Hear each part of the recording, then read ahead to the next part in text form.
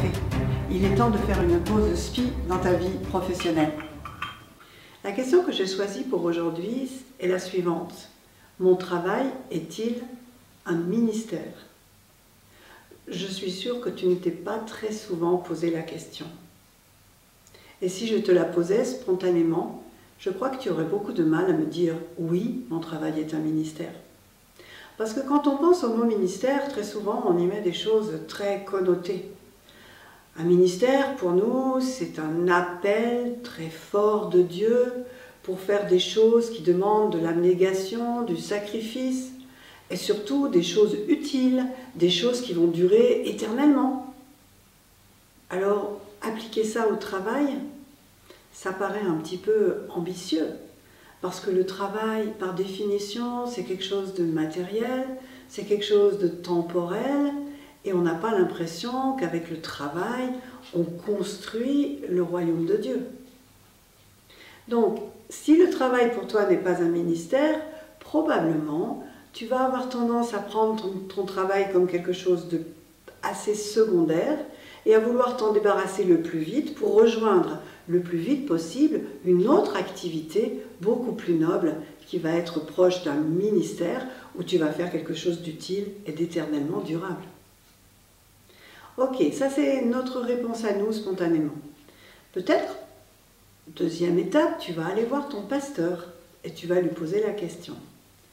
Pasteur, est-ce que mon travail est un ministère?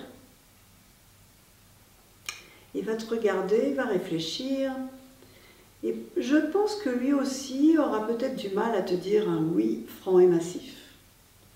La première chose sans doute qu'il va te dire, il va te dire « mais oui, ton travail est utile ». Il est utile parce qu'il te permet de rencontrer des tas de personnes à qui tu peux témoigner de ta relation avec Jésus, être témoin, être sel et lumière du monde dans cette partie-là de la société. Donc ça, c'est utile, c'est bien.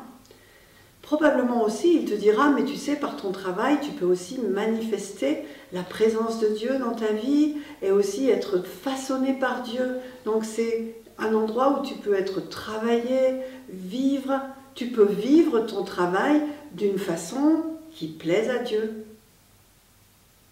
Et il aura peut-être du mal à aller beaucoup plus loin et à te dire très franchement, oui, ton travail est un ministère. Et ça, cette difficulté que l'on a à voir le travail comme un possible ministère vient de notre tendance à tout catégoriser, à mettre les choses d'un côté spirituel et mettre les choses d'un côté matériel et temporaire. Alors, dans le spirituel, on va mettre tout ce qui est noble, tout ce qui est éternel, tout ce qui est utile, qui a une portée absolument fantastique, qui construit le royaume de Dieu. Et de l'autre côté, on va mettre des choses sans réelle valeur ajoutée, en tout cas aux yeux du royaume. Alors, qu'en pense Dieu? Comment Dieu veut-il que l'on voit les choses? Quand on étudie la Bible, on s'aperçoit que Dieu ne fait pas cette distinction entre le spirituel et le matériel. Là, je t'entends me dire « je ne suis pas tout à fait sûre » et pourtant, je vais t'en donner juste 3 petits exemples. Le premier, celui qu'on a déjà plusieurs fois abordé, la création. Dieu a fait la création. Qu'est-ce qu'il y a de plus matériel que la création? Les étoiles, la terre, le vent, l'eau, les animaux. Qu'est-ce qu'il y a de plus tangible que toute la création? Et pourtant, cette création, elle est éminemment spirituelle. En faisant la création, Dieu a fait quelque chose de tellement spirituel qui manifeste sa gloire et sa splendeur, qui manifeste qui il est. Une autre chose, Dieu s'est fait potier, il a pris de la glaise, il a façonné cette glaise et en même temps il a soufflé dedans et il a fait l'homme. Voilà bien la jonction entre le matériel et le spirituel, la glaise du matériel et le souffle de Dieu spirituel pour créer l'homme, qui est à la fois matière et esprit. Dieu ne fait pas la différence. Et puis peut-être l'exemple suprême, c'est celui de Jésus, cet exemple nous est relaté dans Philippiens chapitre 2. Jésus qui était en forme de Dieu, qui est accepté de s'abaisser, de s'incarner, de devenir matière pour partager notre humanité et notre situation, de devenir matière comme nous le sommes, nous aussi, sans rien perdre bien sûr de sa dimension spirituelle. Dieu ne sépare pas. Alors, revenons maintenant à cette question de départ. Mon travail est-il un ministère? Et si on se met à regarder un petit peu plus les situations que la Bible décrit, on va s'apercevoir que la Bible est truffée d'exemples où le travail, le réel travail des êtres humains a été un ministère extraordinaire. Il y en a dans l'Ancien Testament, il y en a dans le Nouveau.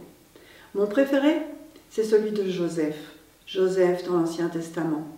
Voilà un homme qui n'était ni prêtre, ni prophète, qui a été vendu par ses frères dans un pays où il était abandonné. Et qu'a fait Joseph?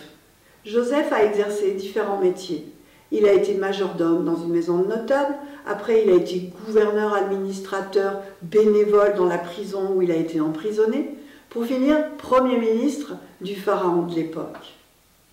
Il a fait son travail, oui, mais il a fait son travail avec le regard de Dieu, pour servir Dieu, pour bénir les hommes autour de lui. Et qu'est-ce que Dieu a fait? Tout ce travail que Joseph a fait, il en a fait un ministère éminemment spirituel, puisque grâce à lui, tout le peuple d'Israël a pu venir se réfugier en Égypte et commencer à se construire comme un peuple. Un autre exemple, celui de Néhémie. Néhémie était un échanson du roi qui a été renvoyé par le roi lui-même comme gouverneur de la province de Jérusalem pour venir reconstruire la muraille. Y a-t-il un travail plus bassement matériel que de reconstruire une muraille?